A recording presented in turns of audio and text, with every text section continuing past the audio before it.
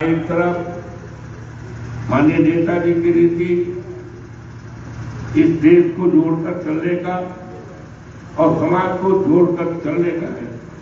वहीं पर भारतीय जनता पार्टी जो अपने को डबल इंजन की सरकार करती है, ऐसे देश और समाज को तोड़ने का पूरी तरह से कार्यक्रम बना लिया।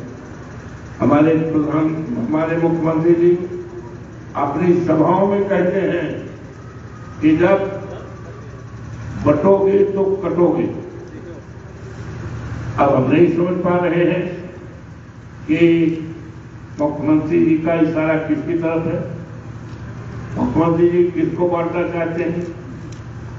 मुख्यमंत्री जी किसको बांटना चाहते हैं? कौन से राजी किसी कौन सा दल तो बांटने का ठेका तो उन्होंने ले लिया है। लेकिन मैं अपने सम्मानित देशवासियों, जिसका एक गौरवशाली इतिहास है, देश कभी बच नहीं सकता, समाज कभी बच नहीं सकता, कभी टूट नहीं सकता। जब भी हमारे देश में ऐसे भी समय आए, देश के सामने बड़े संकट आए,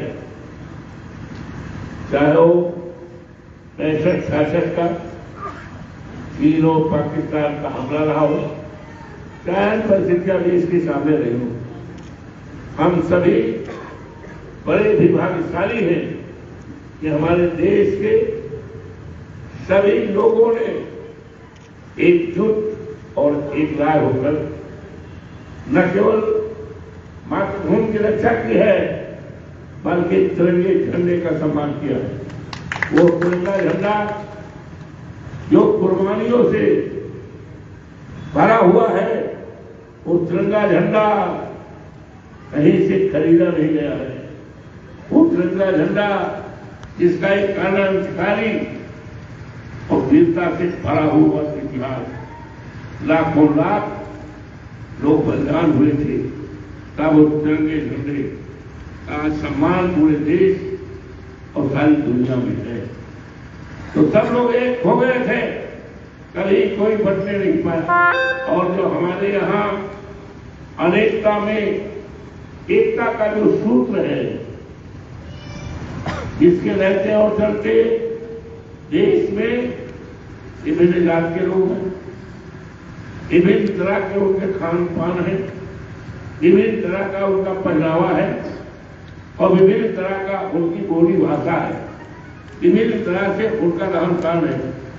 लेकिन ये देश का गौरवशाली इतिहास है कि अलग अलग विचारधारा, अलग अलग खान पान, अलग अलग बोली भाषा, अलग अलग पहनावा रहते हुए हम एक सूत्र में हैं, और जिसको भारतीय जनता पार्टी के लोग इसको तोड़ना चाहते हैं, जात के नाम पर, धर्म के नाम पर।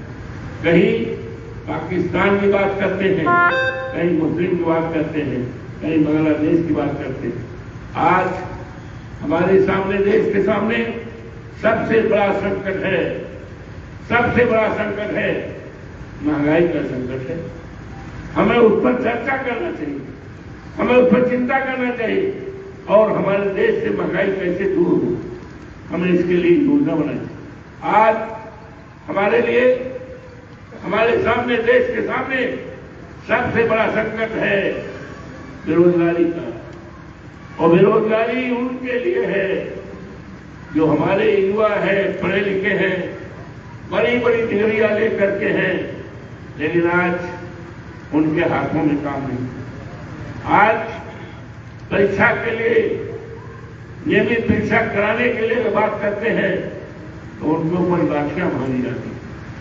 ये हमारे देश की दौलत है। किसी देश की दौलत किला जवाहरात, सोना चांदी नहीं हुआ करता है, बल्कि देश की दौलत देश के इंसान, देश के युवा हुआ करते हैं। युवा बेकार है, उनके लिए कहीं सरकारी नौकरी नहीं है। आज जितने भी उत्तर प्रदेश के हमारे विश्वविद्यालय हैं, देखा जाए आरक्षण कहीं पालन नहीं। ये तमाम बड़े बड़े सवाल हैं। आज मणिपुर चल रहा है, हमारे देश का हिस्सा है, इस पर चिंता नहीं है। आज देश में क्या क्या हो रहा है, इस पर चिंता नहीं है। चीन ने हमारे देश की सरहद पार करके कब्जा कर लिया है, लेकिन उस पर भारतीय जनता पार्टी का न तो नीति है, न नियत है, न हिम्मत। आज इनका हम जन्मदिवस मना रहे हैं। ऐसे नेता श्रद्धेय मुलायम सिंह यादव जब इस देश के रक्षा मंत्री थे, उन्होंने देश के सेना का सम्मान को बढ़ाने का काम किया था और यहां तक कहा था कि को जो सेना का जवान होगा, अगर वो शहीद होगा तो उसके पार्थिव शरीर उसके घर भेज दिया जाएगा, और जब घर जाएगी तो जिले का कलेक्टर और जिले का कप्तान उनको सलामी सलूट करके उनको पूरी तरह से राष्ट्रीय सम्मान दिया। नेताजी अमर रहे। और ऐसे समय पर जब भारतीय जनता पार्टी की डबल इंजन की सरकार के रहते और चलते चीन ने हमारी सरहदों पर कब्जा कर लिया है, सरकार मौन। हमें याद आता है जब देश के रक्षा मंत्री माननीय नेताजी थे श्रद्धेय मुलायम सिंह जी, जिसका हम और आप और प्रदेश और देश आज जन्मदिवस मना रहा है। उन्होंने कहा था कि अगर शत्रु देश हमारे देश की धरती पर कब्जा करने की हिम्मत करेंगे, कब्जा करेंगे, तो हम उसकी छाती पिटा करके हम उसका जवाब देने का काम करेंगे। आज नेताजी हमारे बीच में नहीं, कितना बड़ा काम किया समाज को जोड़ने के लिए, समाज में आपत्तिदारी पैदा करने के लिए और बेरोजगार नौजवानों को रोजगार देने के लिए, शिक्षा जगत में काम किया था। और जो जो काम नेताजी कर रहे, लोहिया पार्क ये मामूली बात नहीं, और पंडित जनेश्वर मिश्रा जी का जो पार्क है, मेरी जहां तक जानकारी है मैं कह सकता हूं हिंदुस्तान का दुनिया में इस तरह का एशिया का इतना बड़ा पार्क नहीं है। ये सोच किसी दूसरे की नहीं है, ये देश श्रद्धेय मुलायम सिंह यादव की है, जिनका हम और आप आज जन्मदिवस मना रहे हैं। आज दुनिया बनेगी है हमारे लिए पीड़ा का शोक। लखनऊ में कैंसर से न जाने कितने लोग मर जाते हैं, लेकिन उसके लिए अगर किसी ने चिंता किया था और किसी ने योजना बना करके कैंसर को जड़ से खत्म करने के लिए, कैंसर पीड़ित के जान को बचाने के लिए अगर किसी ने काम किया है तो उसका नाम मुलायम सिंह यादव है। इन्होंने लखनऊ में कैंसर इंस्टीट्यूट बनाने का काम किया। ये सोच बड़ी सोच है और बड़ी सोच बड़े मन से हुआ करती है। बीजेपी वालों का बड़ा मन नहीं है, बहुत संकुचित विचारधारा, बहुत निम्न स्तर से बात करते हैं। इससे ऊपर होकर के हमारे नेताजी की विचारधारा ये देश को महान बनाना चाहते हैं, आज दुनिया में नहीं। यही नहीं, नेताजी ने बच्चों को पढ़ने के लिए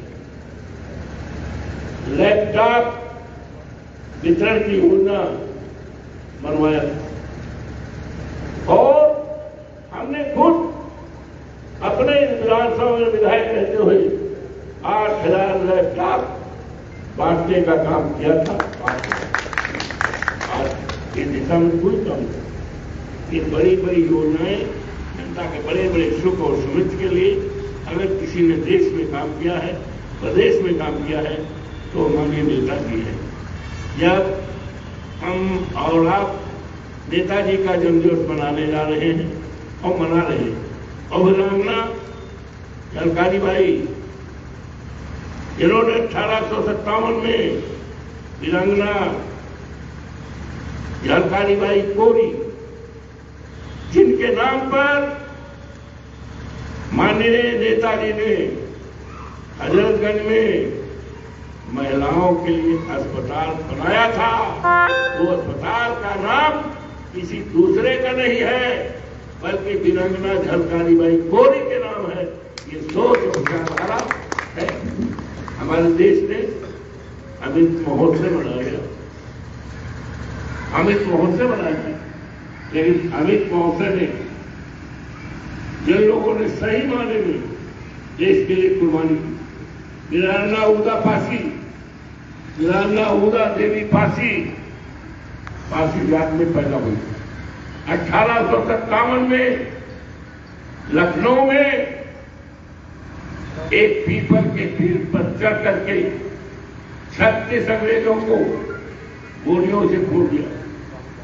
जब अंग्रेज अफसर आया और उन्हें इधर उधर देखा, यहां तो कोई है नहीं, ये गोली कैसे आई, हमारे इंजन जवान कैसे बने, और ऊपर देखा तो पीपल के डाल पर वीरांगना उदा देवी, उन पर गोलियां चढ़ाया, गोली लगकर वीरांगना उदा देवी जमीन पे आ गई और देखा कि ये महिला है, और ने कहा आमदनी शाही, हमें बहुत अफसोस है, अगर हम जानते कि महिला है तो मैं इस पर गोली न चढ़ा। ये है उनके लिए कोई काम नहीं किया। हमें बहुत से देश ने मनाया है, बड़े धूमधाम से मनाया है, लेकिन उनके लिए कोई काम नहीं किया। हमने तो विधानसभा में भी सवाल लगाया। आज हमारा केस कितना, हमारा किसान कितना बर्बाद, किसानों की रात खेतों में भी तो ही है। हम लोगों ने लगातार किसानों को, फसलों को किसानों से बचाने के लिए हमारा जानवरों से बचाने सत्याग्रह भी किया, संघर्ष किया, धरना भी दिया, घेराव भी किया, प्रदर्शन किया और मांग पत्र भेजा। लेकिन आज किसान जो हमारे देश की आत्मा है, किसान सबका पेट भरता है, और जब तक हमारे देश का खुशहाल किसान नहीं होगा तब तक देश खुशहाल नहीं हो सकता। हमारे नेता संजय चौधरी साहब कहा करते थे, हिंदुस्तान की तरक्की का रास्ता खेत और खलिहान से गया है। जब तक खेत और खलिहान खुशहाल नहीं होगा तब तक देश खुशहाल नहीं होगा। हमारे प्रधानमंत्री दुनिया में वो बनना चाहते थे, क्या बनना चाहते थे? विश्वगुरु, विश्वगुरु बनने का दम रखते हैं, विश्वगुरु का सपना देखते हैं। विश्वगुरु तब तक नहीं कोई हो सकता है जब तक इस देश का किसान खुशहाल नहीं होगा, तब तक विश्वगुरु बनने का सपना ये थोड़ा कल्पना है, थोड़ी कल्पना है, ये सोच गलत है, इसका कोई मतलब नहीं। तो आज ज्यादा न कह करके हमारे बीच में सम्मानित सत्कार बंधु आए हैं, हम इनका अभिनंदन करते हैं, स्वागत करते हैं। और ये लोकतंत्र बहुत बहुत बड़ा स्थान है। जो खंबा राज की कल्पना की गई है तो ये बड़ा महत्व है। लेकिन आज हमारे सत्कार बंधुओं को भी जो सम्मान करना चाहिए नहीं, जो सम्मान उनके सम्मान के लिए, रक्षा के लिए और तमाम नेताजी ने सभी क्षेत्रों के लिए काम किया। नेताजी ऐसे मुख्यमंत्री हुए कि उत्तर प्रदेश में वकीलों के लिए उनके सम्मान के लिए आर्थिक सहायता देने का बनाया और सेठ बनाया। हम लोग जो वकालत करते थे, छपरा के नीचे बैठते थे और लू चलता था, बड़ी परेशानी थी। लेकिन नेताजी ने उत्तर प्रदेश की वकीलों की इस समस्या को नजदीक से देखा और उनके लिए उन्होंने उनके मरने पर और दुर्घटना पर उनके लिए योजना बनाई, उनकी सहायता की। तो आज उत्तर प्रदेश में जहां जहां वकीलों के लिए सेट बने हुए हैं वो केवल नेताजी की सोच उन्हीं द्वारा ये हमें सब प्रेरणा देना है। एक खुशहाल समाज बनाने के लिए, खुशहाल हिंदुस्तान बनाने के लिए इस देश से बेरोजगारी दूर करने के लिए, इस देश से महंगाई दूर करने के लिए और इस देश में आपसदारी भाईचारा बनाने के लिए जो मर्यादा पुरुषोत्तम राम की जो मर्यादाएं हैं, भारतीय जनता पार्टी ने मर्यादा पुरुषोत्तम राम की मर्यादा को तोड़ा है। लोग उजाड़े जा रहे हैं, लोग घर ढहाए जाते हैं, लोग जो है आत्महत्याएं कर रहे हैं। इस तरह का सपना, इस तरह की मर्यादा प्रभु श्री राम के जमाने में नहीं थी। हमें राष्ट्रपिता महात्मा गांधी और हमें उन तमाम अमर सपूतों का जो देश के लिए शहीद हुए, उन ऐसे नेता का, आदरणीय मुलायम सिंह यादव जी का, इस तरह का हिंदुस्तान बनाने का सपना था, आपसदारी और सांप्रदायिकता से रहित समाज और हिंदुस्तान, इसके लिए हमेशा उन्होंने संघर्ष किया और काम किया है। इस तरह का हमें समाज बनाना है, इस तरह का हमें सरकार बनाना है, इस तरह का हिंदुस्तान बनाना है। तभी इस देश के मुलायम सिंह यादव जी का सपना पूरा होगा और उनके सच्ची श्रद्धांजलि हुई, तभी वीरांगना ऊरा देवी का जो सपना देश के लिए था वो पूरा होगा। हम आप सबका अभिनंदन